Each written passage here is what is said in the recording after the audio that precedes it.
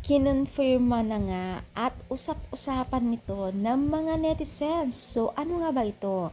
So, bago natin ipagpatuloy ang ating pag-support today's video, kung bago ka pa lang sa aking channel, please subscribe po, like, and pakihit na rin po natin guys ang notification bell upang ma-update po tayo tuwing ako pinag-upload patungkol sa Team Kalingap.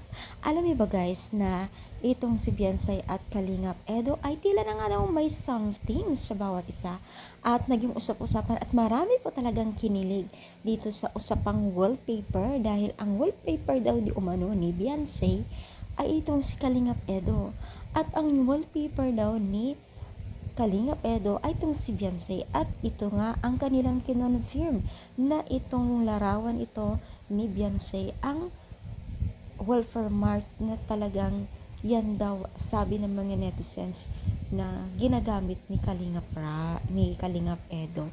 Wow, sana all talaga no dahil ultimo mga netizens nagmamahal sa kanya talagang nag-investigate na talaga sila para lamang po mapatunayan na talagang nagkakapalitan na sila ng larawan at wallpaper. Nako, why not naman kasi pares naman silang halimbawa guys single no, so deserve naman po kung ano man po kanilang natatamo ngayon at syempre tayo po ay taga-supporters at ipagpatuloy lamang po natin ang pag-supporters po sa kanila no, dahil tayo po ay isa rin po sa mga tumutulong po sa mga beneficiaries nila gaya na lamang to kay Beyonce na talagang napakarami po ang nagbibigay din sa kanya no.